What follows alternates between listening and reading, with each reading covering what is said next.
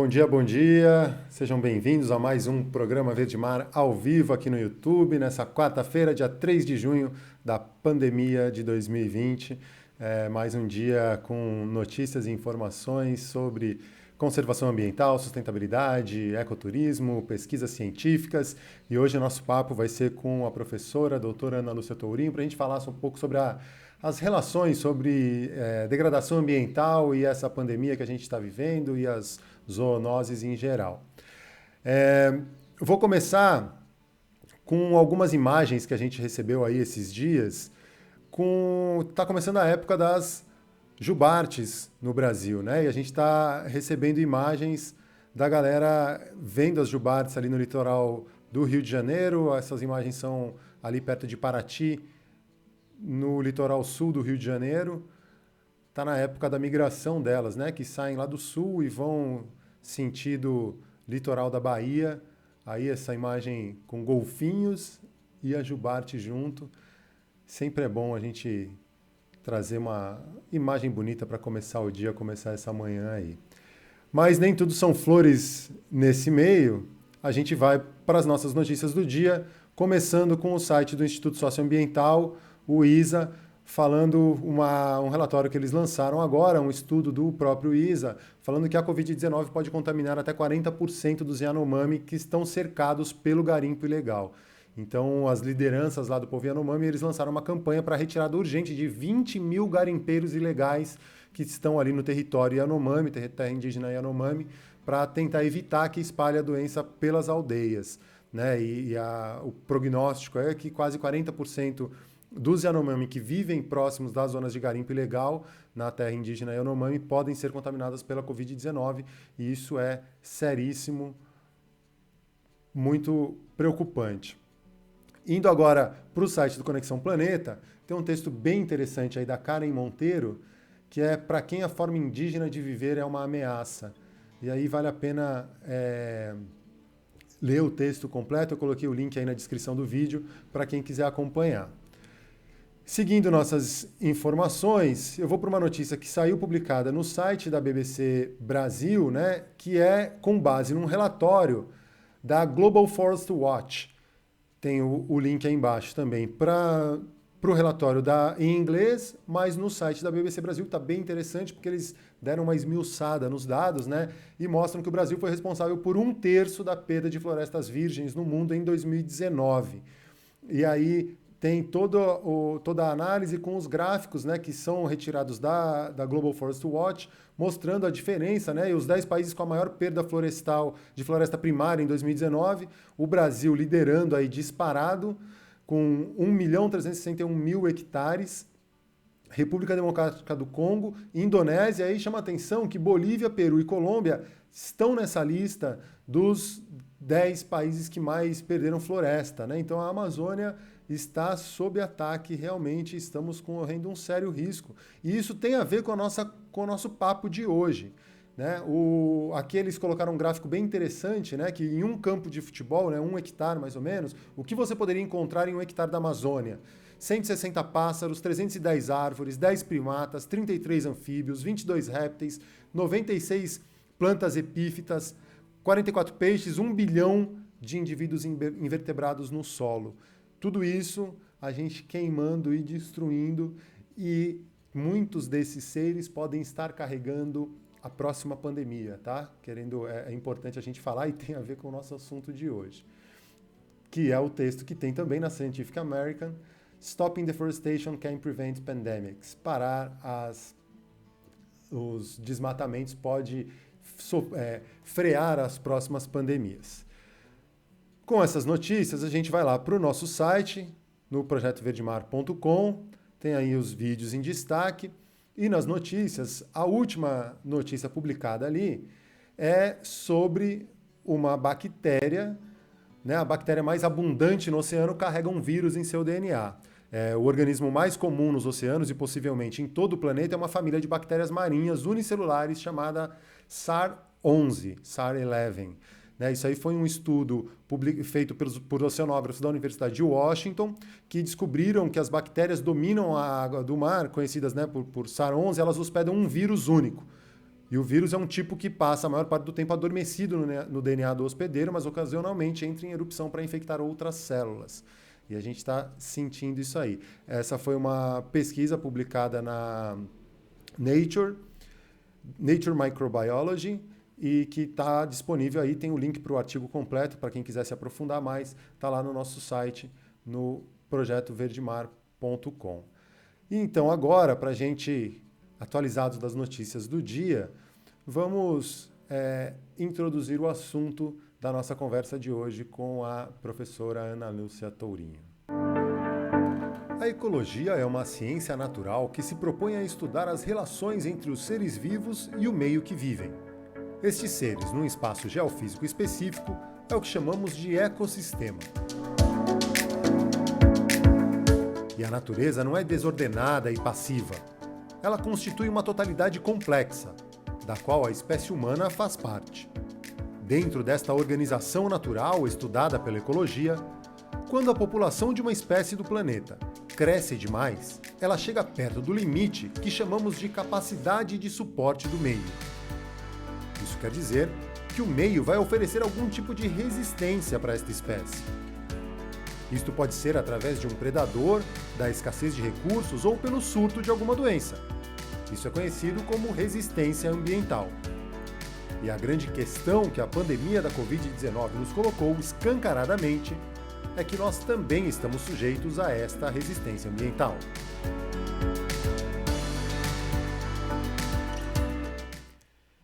É isso aí, também estamos sujeitos a esta resistência ambiental.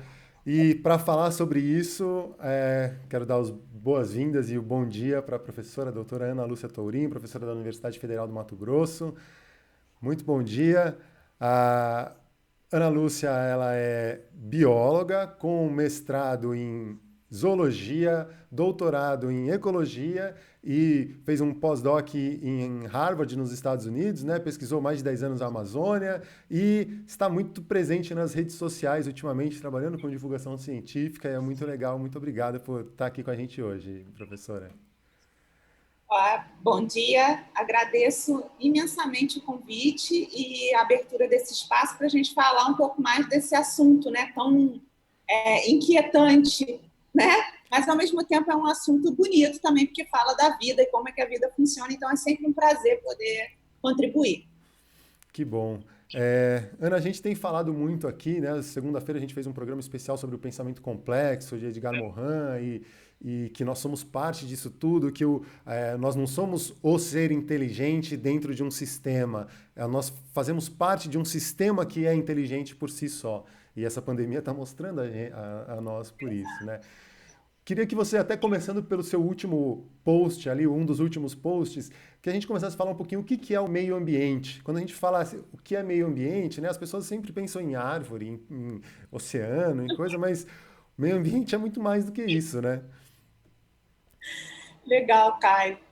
Essa postagem, né, eu iniciei a Semana do Meio Ambiente com ela porque eu parti do princípio para mim mesma, né? Nós passamos nossas vidas diariamente falando do meio ambiente, o problema do meio ambiente, como se o meio ambiente fosse algo que está lá num local, né, separado. E eu pensei, poxa, eu acho que o principal para a gente começar a falar sobre o meio ambiente na Semana do Meio Ambiente é dizer o que é o meio ambiente, né?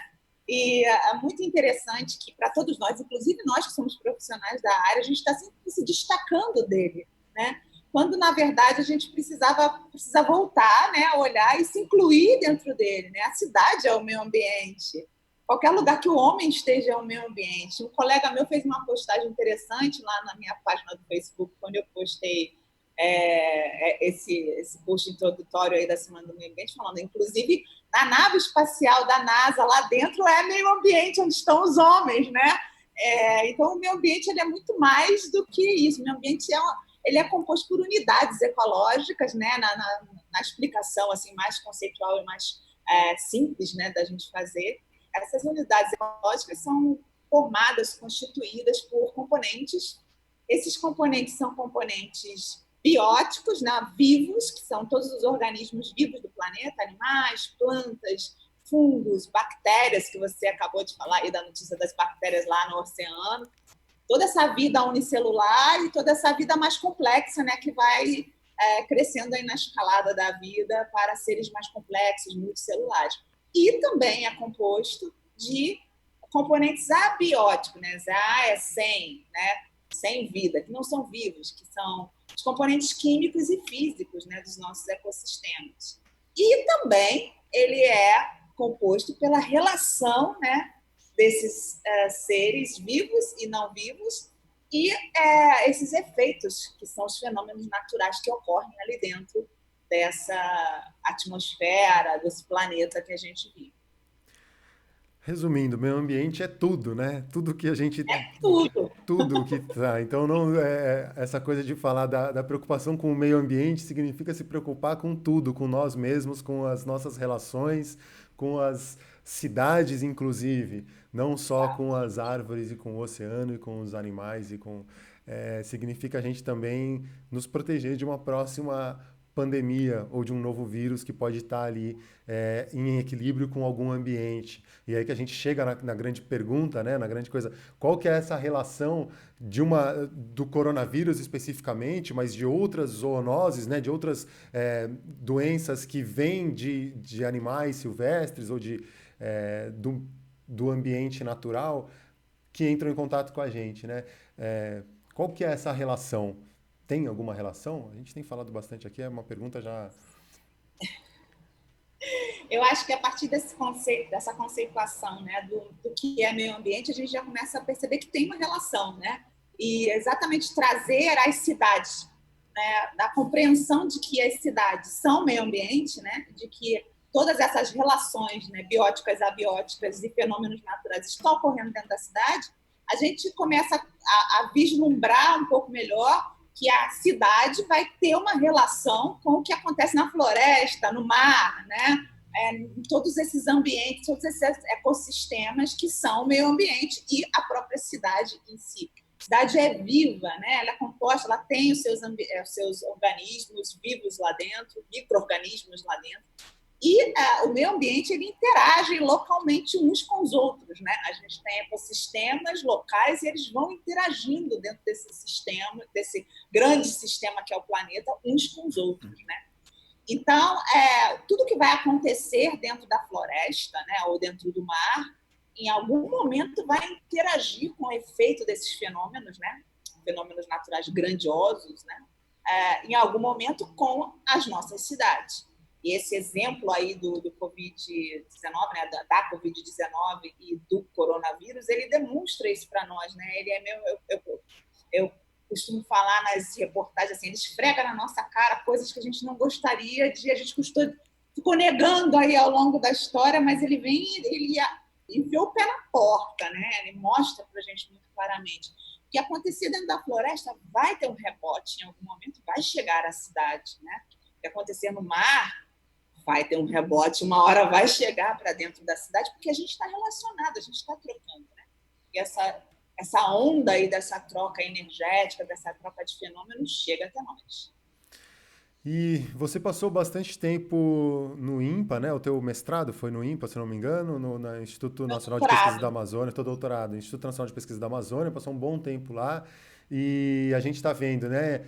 Por um lado, a Covid-19 entrando rio acima nas populações indígenas e chegando através do garimpo ilegal. A gente está vendo um desmonte dos órgãos de fiscalização e o aumento exponencial do desmatamento na Amazônia. E a gente sabe que a gente vive no país mais biodiverso do mundo.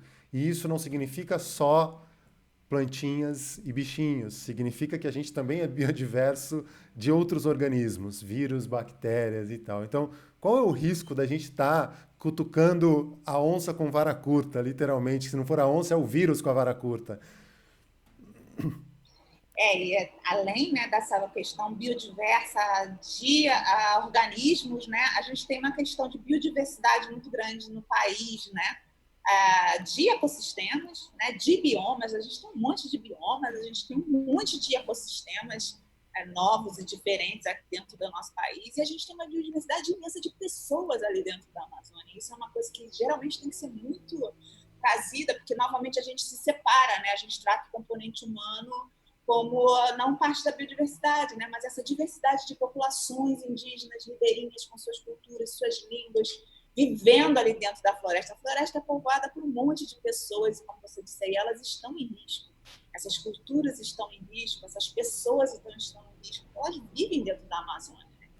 Então, assim, isso traz também, né, em si, esse risco, né, sanitário aí, desse que você acabou de falar, de cutucar a onça com a vara curta, desmatando, que as pessoas estão em contato ali dentro da floresta há milênios, né, e a gente nunca teve um boom, né, um problema de pandemia referente a coronavírus, tendo dentro do Brasil, né, mais de 3.000 coronavírus catalogados. Esse é o número de coronavírus que está no Brasil catalogado, é 3.000 mais, 3.040 e tantos, se não me engano. Então, é um número muito alto de coronavírus que não temos a menor ideia, né? Eles parasitam lá animais, mamíferos, morcegos e outros, se não me engano. Mas a gente nunca teve nenhum dado, né? Nunca se soube nenhum dado de pandemias ou endemias aqui dentro do Brasil relacionados a esses coronavírus que são potenciais agentes pandêmicos, né? De fazer esse salto entre o animal e o humano. Nunca tivemos nada disso, né? Por que a gente nunca soube, isso nunca ocorreu? Porque a floresta, ela tem em si uma ordem, né? Uma inteligência, como você falou aí anteriormente, que se instalou ao longo dos milhões de anos, né, de evolução, essas relações entre os humanos ali dentro da floresta e os animais, e os fenômenos químicos e físicos que ocorrem ali, essa ordem foi se instalando, né, e ocorrendo por milhões de anos, e hoje paira ali dentro uma inteligência, né, de fenômenos que vão sendo trocados, de ciclos de energia, e isso é muito bem orquestrado e se regula naturalmente ali dentro daqueles ecossistemas. Quando ocorre o deflorestamento, aí sim que a gente tem um problema, né? Porque quando a gente desmata, a gente começa a expor esses agentes ao contato com pessoas que não têm uma história evolutiva com esses organismos, né? Então, os ribeirinhos, os indígenas que moram ali dentro, essa grande diversidade humana na Amazônia, eles desenvolveram, né, mecanismos de relação, de resistência ambiental, né, para conter esse contato e conter que exploda uma grande pandemia, uma grande endemia. Então, o problema é o que vem de fora, né, e não o que está dentro da floresta.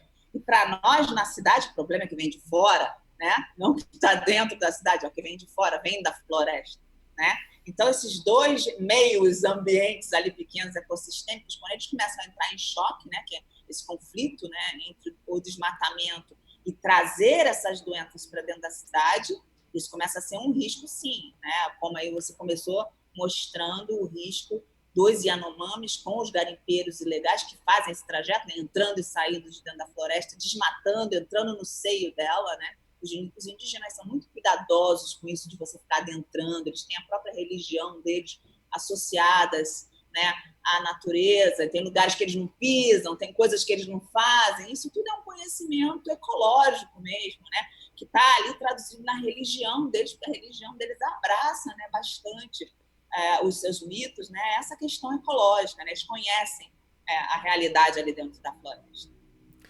Acho que tem também uma outra questão, é que não só as pessoas entram e saem, mas esse deflorestamento, né, esse desmatamento, ele também leva junto gado, leva junto um rebanho bovino enorme. E aí muitas pessoas falam, porque o chinês foi lá e comeu o morcego, porque tinha um mercado de animais silvestres na China e do morcego passou para o pangolim que passou para o ser humano. E aqui a diferença é que talvez não seja o pangolim, talvez seja um rebanho bovino que seja infectado por um coronavírus desse e que vai ser ingerido pelas pessoas que consomem carne. E então a gente está brincando mesmo com fogo, e literalmente, né, no caso da Amazônia. É um risco muito grande. Sim. Pode ir lá.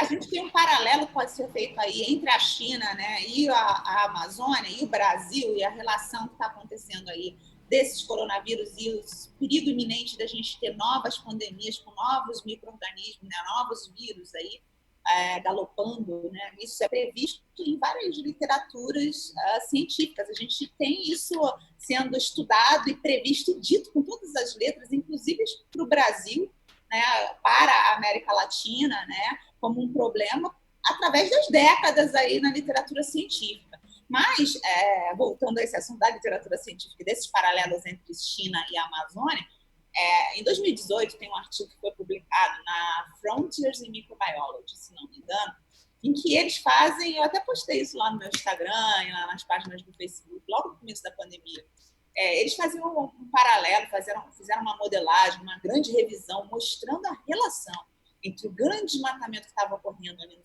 sudeste da China, né, no sudeste da Ásia, né, onde está a China e é onde ocorreu, né, essa grande pandemia, onde ela saltou lá do pangolim, do morcego, sei lá, e foi para o humano, com o desmatamento. Houve um grande desmatamento, e aí esse grande desmatamento, através dessas modelagens, se mostra como uma das grandes forças motoras dessa doença, dessa pandemia. Então, a origem, né, não é só o animal lá, o pangolim, o morcego, a origem, na realidade, da pandemia está relacionada a um desequilíbrio das relações, né, entre as espécies ali. Um desequilíbrio da relação do homem com a floresta, que ele desmatou, e aí ele começa a utilizar aqueles animais para o comércio num modelo totalmente nada sanitário, né? Totalmente desumano, inclusive para os animais, e a escravizar aquela fauna ali silvestre. E aí a gente teve o problema sanitário que foi retirado de dentro da floresta e trazido para dentro da cidade nesse modelo aí predatório de confinamento, né? E a gente tem uma coisa muito parecida com isso ocorrendo aqui dentro da Amazônia, né? A gente tem um avanço, né, predatório sobre a floresta, querendo o quê? Aumentar a floresta como um nicho, né, de produção pecuária e de agricultura, inserindo dentro da floresta confinamento de gado, trazendo um animal que não é da floresta para dentro da floresta. Esse animal vai começar a ter contato com micro-organismos da floresta. Então, assim, a gente não pode medir, né, e saber exatamente o que pode acontecer daí, mas dá para prever que o cenário não é muito bonito, né? Que tem várias bombas relógios que podem acontecer aí nessa questão. E aí, lembrando um post que você fez lá atrás, né, falando da resistência ambiental e do vírus e tal, e que você diz, né, bem-vindos ao antropoceno. Essa aí, a resistência ambiental, a gente está sujeito a isso e o ser humano está degradando e alterando tanto o ambiente que ao ponto de configurar uma era que está sendo chamada de antropoceno. E daí eu vou aproveitar e emendar com a mensagem do Bernard Wollmann, o Dirbeck é professor, e ele fala, esse papo muito vai me ajudar para a minha aula de amanhã sobre antropoceno. O que é, né, o antropoceno? E depois quero fazer uma outra pergunta, porque eu tenho ouvido algumas críticas ao termo, na verdade, e eu tenho concordado um pouco com essas críticas. Legal, é bom essas provocações, porque a gente vai pensar, né? Sim. O antropoceno é uma terminologia, né? Uma terminologia científica que foi proposta há alguns anos, né? E ele simplesmente, assim, eu acho que tem muito mito aí em torno dele. Né? Ele simplesmente reflete a era do homem, né? É uma era onde, quando certas modificações causadas exatamente pela interação do homem com o meio, né? Com o seu meio ambiente, ele começa a transformar esse meio ambiente. Isso ocorre com qualquer espécie interage com o meio e transforma o meio. Só que a nossa relação com o meio e a nossa interação com ele, essa modificação, ela tem ocorrido nos últimos anos, né, nas últimas décadas e séculos, de uma forma extremamente acelerada. Então, a gente vem modificando as características físicas, químicas e biológicas da crosta terrestre. Né? Essa mudança da crosta terrestre ocorre naturalmente, mas se chama antropoceno exatamente porque essas mudanças estão sendo realizadas, né? Printadas na crosta terrestre pelo homem. Então, daí vem antropo, né? Homem, seno, né? A era do homem. Né? A era do homem modificando o planeta. As críticas que eu tenho ouvido, assim, eu li alguma coisa a respeito, não me lembro aonde agora, é que você falar em antropoceno, você está generalizando a espécie humana como sendo a grande causadora dessas transformações, sendo que, na verdade, o que tem causado essa transformação toda e esse impacto todo não é a população em geral, ou melhor, não é nem a maior parte da população, porque a maior parte da população do planeta está completamente às margens disso que a gente vê como essa sociedade atropelando tudo e construindo cidades e empilhando gente em prédios e emitindo gases de efeito estufa. A maior parte da população não tem acesso à água potável, né? Ou não vivem em outros modos de vida que não o que a gente está acostumado aqui ou que a gente foi levado a crer que é o único modo de vida existente. Então tenho falado muito, eu acho que é muito mais adequado o termo capitaloceno, ou alguma coisa que tem a ver com o capital, não é o que tá causando esse impacto, o que está deixando marcas, não é o ser humano como espécie, mas é o modo de vida dessa maneira, né? Que o Krenak bem diz que é o que consideram humanidade, mas na verdade tem toda uma sub-humanidade, uma grande parte, a maior parte, na verdade, da população que está às margens disso, às margens dessa transformação. E talvez seja o momento agora da gente passar a olhar para esses outros modos de vida como modos possíveis e como os modos, e aí entrando em Boaventura, como modos contemporâneos. Não tem por que a gente olhar o indígena e achar que ele é atrasado, ou o camponês e achar que ele está vivendo no passado. Não, ele vive agora, ele é contemporâneo nosso. Esse é o nosso presente e esse é um modo de vida possível. A evolução para essas populações não é passar a viver em cidades empilhadas em prédios, é continuar da maneira que eles têm com aquela relação. E a gente talvez aprender. Então, isso é uma reflexão que a gente tem feito muito aqui, né? E tem a ver com essa crítica, entre aspas, ao antropoceno como termo. Muito legal. É assim, eu acho que o que você falou tudo, é óbvio que você tem toda a razão, né? E aí ele abre, inclusive, não sei se você leu lá o meu post dessa manhã, né, que eu agendei ontem, ele é exatamente sobre isso aí que você acabou de falar. Está lá no Instagram e no Facebook, da Semana do Meio Ambiente, mas abordando esse ponto aí da sua fala aí nos últimos momentos. Eu acho que assim, a questão de trazer o antropoceno para um termo é que ela cria essa confusão. O antropoceno ele não é um termo. O antropoceno é uma era geológica. Então, eu acho que na hora que... É isso, né? A gente vai trazendo os termos científicos para dentro do debate e aí eles vão criando vida, né, para as pessoas como coisas diferentes.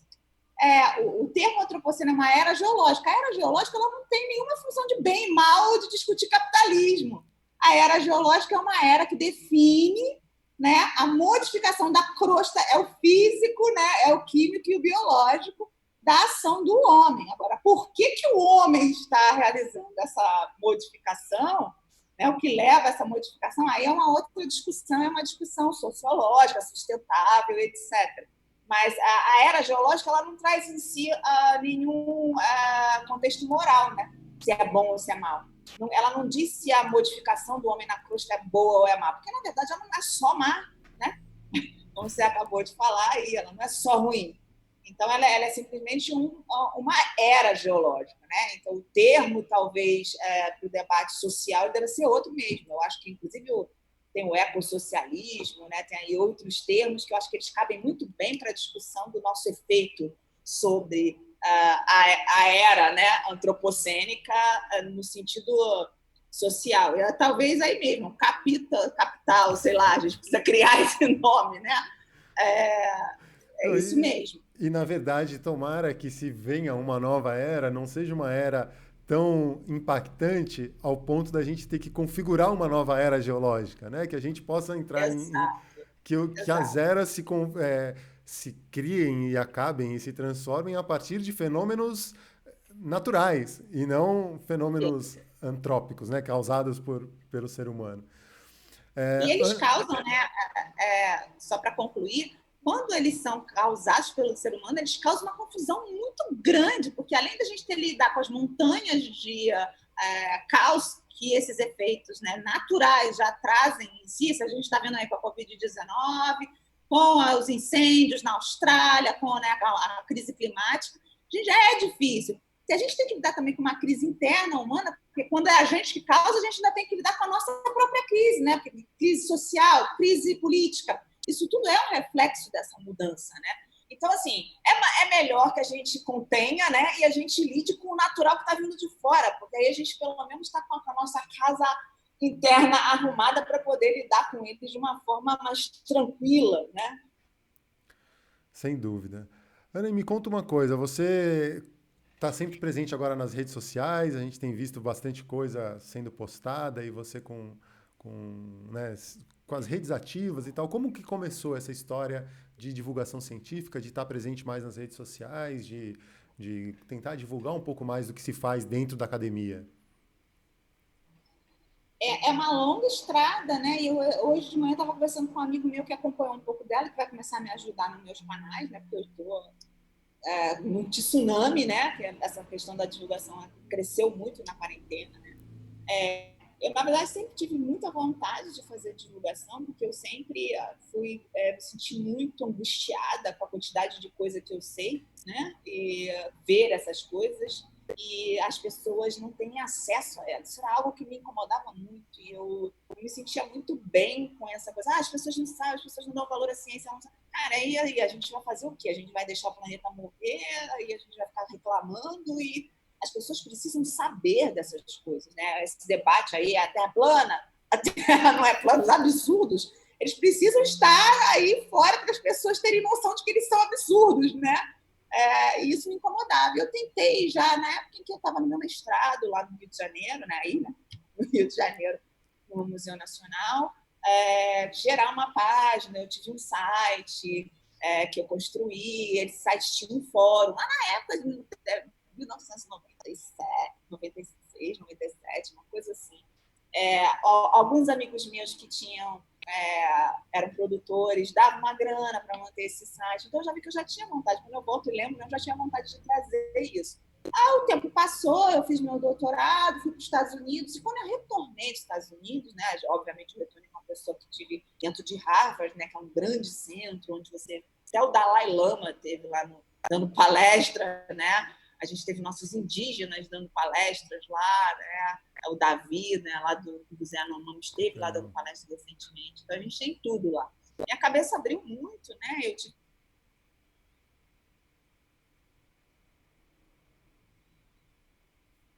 esse concurso aqui para professora substituto, passei, Isso, comecei a dar aula e eu comecei a sentir essa Ana, necessidade. desculpa, deu uma caidinha acho que na conexão. Eu perdi só da hora que você falou do Davi Copenau, teve lá.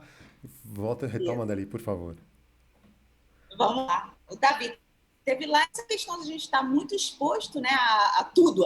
Dentro de Harvard você está exposto ao mundo, né? Tudo está lá no dia seguinte. O assunto que é tema, a Anitta teve lá dando palestra, ou seja, tudo está lá dentro, né? Então eu voltei com essa visão, uma visão mais amplificada ainda do que eu já tinha, né, sobre as coisas. E quando eu cheguei aqui no Brasil, voltei e vim para a UFMT, né, uns 6, 7 meses depois eu fiz concurso aqui da UFMT para professora substituto, passei e vim. Comecei a dar aula, né, ter contato com os alunos, né, isso é muito bom. E ter contato com os alunos no interior, né, eu estou no interior do Mato Grosso, estou na área da Amazônia Mato Grossense, eu estou na fronteira do desmatamento, né, onde a agricultura e a pecuária avança sobre a floresta, eu estou no meio do conflito. É muito interessante. Então, daí veio a minha vontade, eu comecei a olhar e eu falei, olha, eu preciso ter contato com esses alunos, especialmente um aluno que é da agronomia, né? O cara está fazendo agronomia para vender defensivo para a agricultura aqui de Sinop, do Arco do Desmatamento. Né? E eu tinha os alunos da florestal, que é o cara que está estudando engenharia florestal para salvar a floresta, para manejar a floresta, para ter a floresta como comércio. Então, eu comecei, como bióloga, a mostrar o meu trabalho ali na minha conta. E logo depois eu transformei a conta numa conta business, né, de comercial, e fui crescendo aí na rede. Eu vi isso logo como realmente uma ferramenta muito poderosa, muito importante de contato com as pessoas. Né? Primeiro começou com os meus alunos, toda a universidade começou a olhar, né, os alunos olhar o que eu estava fazendo, o que era a pesquisa, o dia a dia. Isso foi escalonando. E aí, no ano passado, eu vi que eu precisava de dinheiro, né? Óbvio, né? Como a rede vai crescendo, você vai vendo que assim, se você quer falar, não vai ter como. Você precisa de dinheiro, né? Você precisa de recurso, porque não dá para eu sozinha fazer um monte de coisa. E aí eu submeti lá pro Camp Serrapilheira, do Instituto Serrapilheiras, né? Eles têm um segmento, né, que é para financiar divulgadores científicos, que podem ser tanto organizações, televisão, quem quer que seja que esteja falando de ciência, como pode ser pesquisador que já faz divulgação. E aí, naquela seleção tremenda, lá com 500 e pouco, eu fui selecionada, fui ao campo. Eu acho que dali para frente a coisa realmente atingiu esse patamar maior. Veio incêndios na Amazônia, eu estava na Amazônia, eu vivi no INPA, né, a minha 8 anos lá dentro do INPA, então eu tenho um repertório grande para falar das coisas, né, no tempo real. E aí chegamos até aqui, né, o tsunami, que foi com essa questão, o posto viralizou, o posto da resistência ambiental, Bela Gil replicou o post, e aí a coisa cresceu. E é impressionante isso, né? Essa coisa de viralizar, né? Quando uma coisa começa, parece que não para de receber mensagem, aí vem tudo que é lado. É uma coisa muito Incrível, louca isso, né? é incrível. Foram milhares de reportagens nos jornais, né? E continua, né? Não para, é uma coisa enorme. Ainda bem, né? Porque a gente precisa levar essa fala para fora da academia, né? Ela precisa sair da academia. É urgente. Sim, até para as pessoas entenderem que dentro da academia não se faz balbúrdia e não tem plantações enormes de E maconha, que as pessoas não ficam fazendo orgias e que existe ciência séria e que a ciência tem relação com a sociedade, tem relação com a vida do dia a exato. dia, né? Eu acho que isso é Não muito foi plantando importante. maconha que eu fui parar lá em Harvard, né? Ninguém me convidou porque eu estava vendendo maconha e plantando maconha lá dentro da universidade.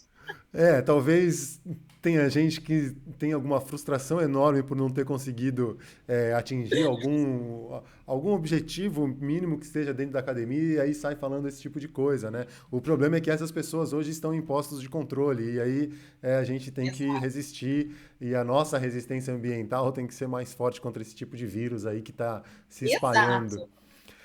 A gente precisa trazer a resistência ambiental para o meio da social, né? Resista ambientalmente ao ambiente social, né? Sem dúvidas. Eu queria agora mais uma curiosidade até. O teu trabalho de mestrado e as tuas pesquisas, grande parte delas é com aranhas, né? Com aracnídeos Aracnídeos. conta um pouquinho, que tipo de pesquisa que foi essa? O que você estava procurando na Amazônia quando foi para lá, né? A minha inquietação, né, ela me levou para a Amazônia, né? Eu fiz mestrado, eu sempre tive muito relacionado com a zoologia. Quando eu entrei na faculdade de biologia, né, eu entrei na Souza Marques, né, no curso de ciências biológicas da Souza Marques. Quando eu entrei, eu já sabia que eu queria aprender zoologia, que eu queria zoologia. Eu não sabia nem direito o que era. Não sabia museu, era tudo muito orgânico, né? Mas assim, saber conceitualmente o que era, eu só sabia que eu queria zoologia. Então, já entrei sabendo disso, isso é algo que te define, né? Quando você sabe que você quer uma coisa, mas você não sabe nem direito qual é a ciência, né? Como ela funciona ali, infelizmente ou felizmente, no meu caso foi felizmente, já vai definir para onde você vai. Então, já desde cedo ali, eu acabei já me relacionando com os professores, né? Que eram das áreas de zoologia, inclusive professores que davam aula na zoologia já para os anos, né? À frente do meu, já fui virar estagiária deles, e um deles era do Museu Nacional, e eu fui muito cedo para o Museu Nacional como estagiária, né? E lá dentro eu tive toda uma trajetória como estudante ainda de ciências biológicas na graduação, até chegar ao mestrado, vários estágios. Então, foi algo que, assim, orgânico, né? O conhecimento ele foi chegando, você está novinho ali ouvindo aqueles caras falando, participando, né? E aí, no mestrado, eu trabalhei exatamente com essa questão, descobrir espécies, descrever as espécies, e eu trabalhei com a Mata Atlântica, com um grupo de aracnídeos que, né, ele é muito comum aqui no Brasil, extremamente diverso, mas que a gente não sabe direito a diferença dele das aranhas, que se chamam os opiliões. Esses foram os caras que eu estudei no meu mestrado. E são lindos, né, coloridos, maravilhosos, e eu tive um encantamento muito grande de ver aquilo, né, porque você passa seus dias todos olhando aqueles bichos, vendo as diferenças dele, né, você fecha o olho e vê o bicho. Então foi muito legal, mas ao mesmo tempo, quando eu finalizei o meu mestrado, né, e eu vi aquele mapa lindo, né, os opiniões são muito endêmicos, né, eles ocorrem, às vezes tem espécies que só tem naquela montanha, tipo na Mata Atlântica é incrível, na montanha do outro lado já é outra espécie, né, então eles se fragmentam muito e tem uma dispersão muito reduzida, e isso está associado a fatores históricos, né, a essa mudança do planeta, então o nicho deles acaba sendo muito fechado ali, naquelas localidades. As espécies que estão na Amazônia são diferentes da que estão aqui na parte da Amazônia Meridional, que são diferentes da que estão na Amazônia, que é diferente da que está na África. Então, isso aí me encantou muito. Eu vi naquele mapa ali, né, quando você descreve as espécies, descobre as espécies, dá um nome a elas e caracteriza elas, um poder muito grande. Você vai dizer, ela vai daqui até aqui, né? Daqui para frente ela não ocorre mais. E me angustiou muito, porque ali na Mata Atlântica, né, onde já está muito fragmentada, né, a gente já perdeu muita espécie, né, e eles são muito endêmicos. E isso me trouxe a esse lugar que eu estou aqui hoje. Eu comecei a pensar, cara, eu não posso ficar só descrevendo eles, eu quero tratar desse assunto aqui, né?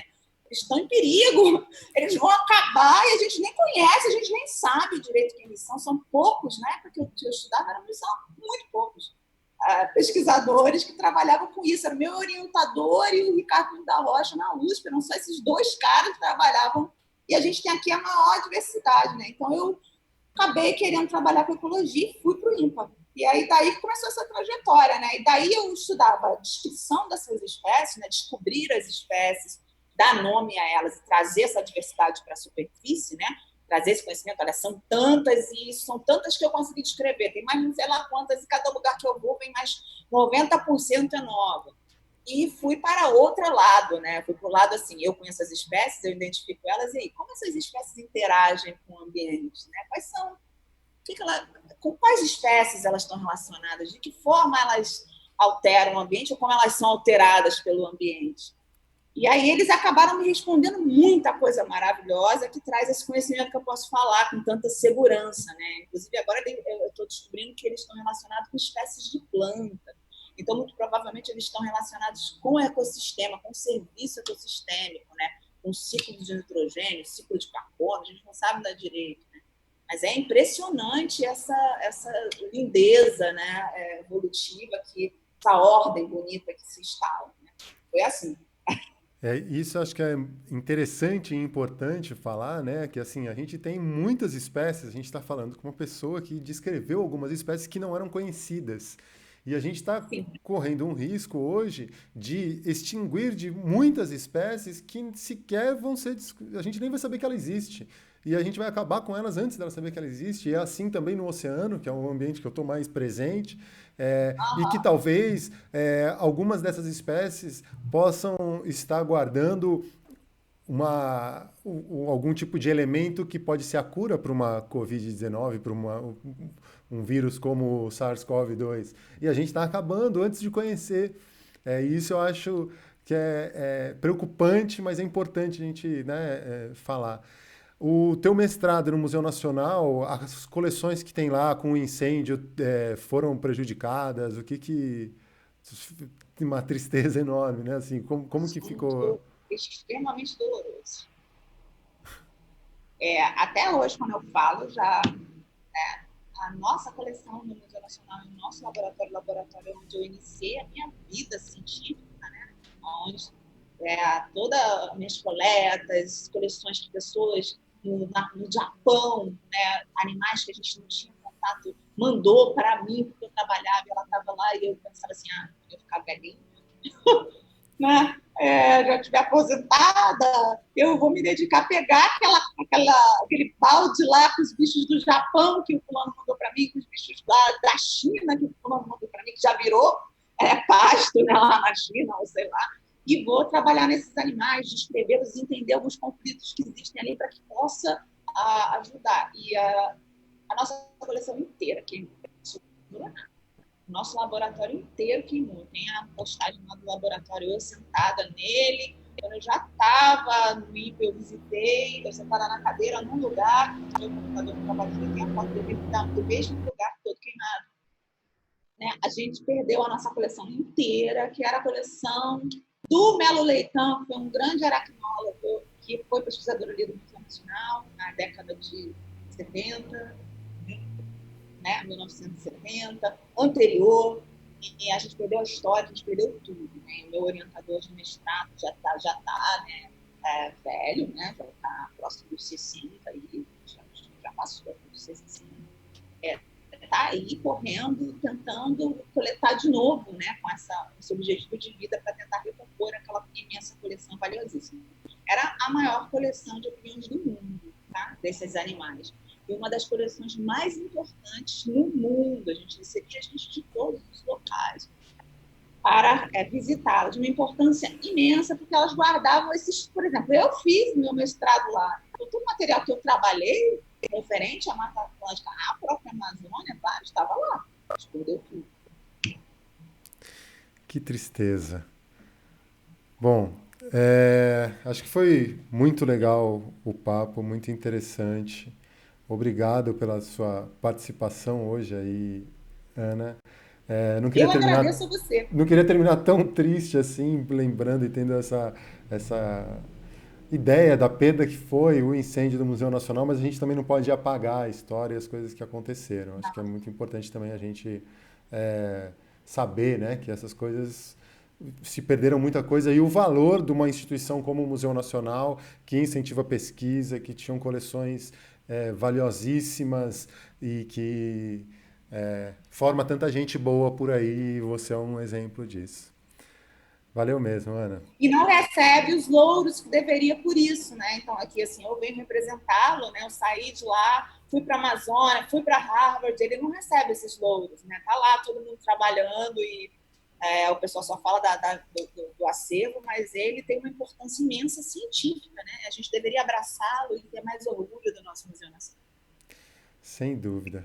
Ana, muito obrigado. Mais algum recado? Como que tá? Quais são os próximos planos aí para a gente adiar esse fim do mundo?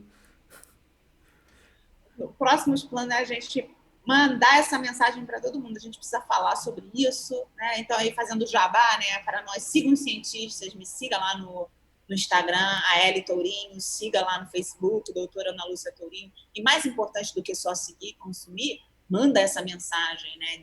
Divulga o máximo que você puder. Faz como o Jair Bolsonaro fez, né? O presidente, divulga na rede, que foi assim que ele chegou à presidência. Então, se tem uma coisa positiva que ele nos ensinou, é que se você fizer a divulgação direitinho, você conquista aquilo que você deseja, né? Por Então, favor, essa é uma das únicas coisas positivas que ele nos ensinou. mas por favor, só informação verdadeira, chequem antes de sair Exato, compartilhando exato. coisa, pensem bem. Essas que a gente está mandando, que são as científicas, elas são as que você deve fazer em primeiro lugar. Compartilhem com a sua família, compartilhem com todo mundo, leve essa mensagem, né? De conhecimento para a gente tentar conter aí a destruição e conter as doenças. Valeu, Ana, muito obrigado. Valeu, um bom dia aí nessa semana do meio ambiente. Antes da gente encerrar, eu gosto de dar aquela passadinha no nosso Instagram para ver o que está rolando aí na nossa timeline. E aí, de cara, o post aí do Na Areia, do Dirbeck, que estava assistindo a gente aí, não importa a cor, falando das abelhas, a variedade de tonalidades que tornam o mundo encantadoramente colorido.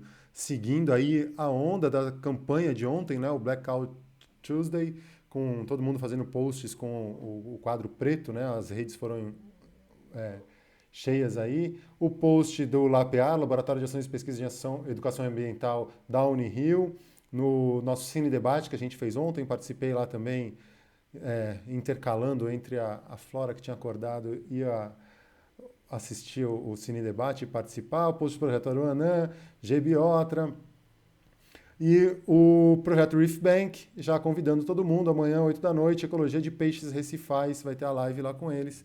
Mais uma boa fonte de informação e para vocês acompanharem. Valeu, gente. Muito obrigado mais uma vez. Quero agradecer quem acompanhou aí. Reforçar para dar o joinha ali embaixo para aumentar a repercussão desse vídeo, compartilhar com os amigos, se inscrever no canal, avisar o vizinho, o pai, todo mundo para prestigiar aí o trabalho de divulgação científica e de tudo mais. Valeu, gente. Muito obrigado. Até sexta-feira, 9h30 da manhã, com a Paulina Chamorro, jornalista, minha colega, que vamos discutir sobre o jornalismo ambiental e a importância da comunicação aí para a conservação. Valeu? Até mais.